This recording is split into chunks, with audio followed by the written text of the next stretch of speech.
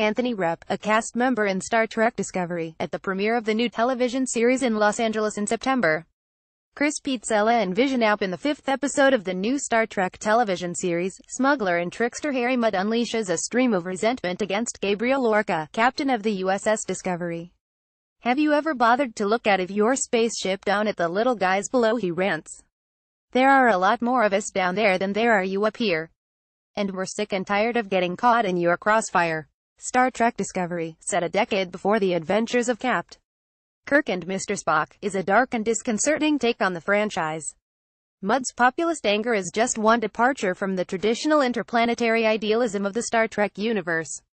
In this fictional future, primal forces are warring against the technocratic Federation. Back in our world, nationalist populism is challenging the liberal international vision. Star Trek is once again a mirror on our politics and a lens into our possible future. Once upon a time, Star Trek was optimistic about the post-war world order 50 years ago on our television screens. Capt. James T. Kirk chased Mudd through space much as the police pursue an erratic driver. Kirk charged Mudd with violations of the rules-based order, including galaxy travel without a flight plan, failure to answer a starship signal, affecting a menace to navigation. The USS Enterprise's mission was to explore space and add newly discovered territory to the Federation's zone of good governance. The 5-year plan was to explore strange new worlds, establish and regulate commercial relationships and spread liberal values. The original series of the 1960s, and the Next Generation sequel of the 1980s, dramatized creator Gene Roddenberry's end-of-history theories, in which our better angels would triumph.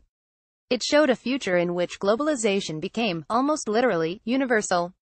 By the time of Star Trek The Next Generation, this project seemed close to completion. In The Next Generation, set 100 years after the original series, the Federation had integrated most of its enemies into its zone of peace and prosperity. Families lived aboard the supersized starship.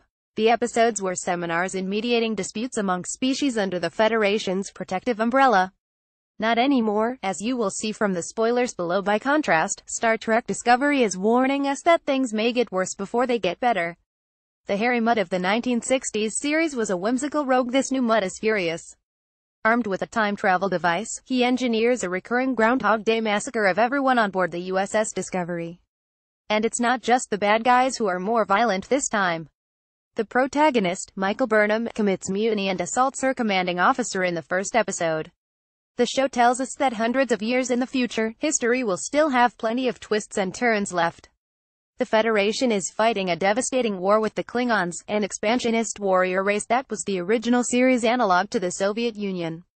In this new iteration, the Klingons are blood and soil isolationists. They decry the hypocrisy of a Federation that says we come in peace.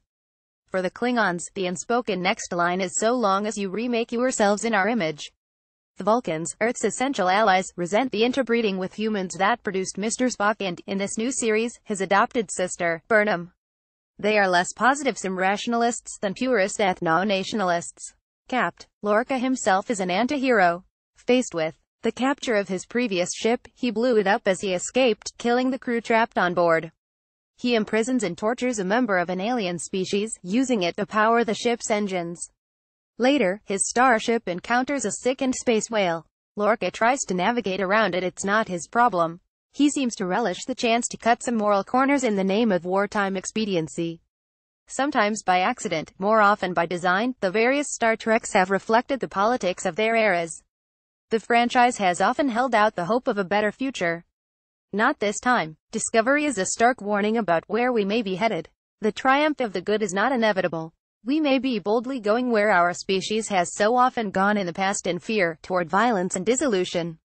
Stephen Benedict Dyson is an associate professor of political science at the University of Connecticut and author of Otherworldly Politics, The International Relations of Star Trek, Game of Thrones, and Battlestar Galactica. He is completing a book about televised political fiction.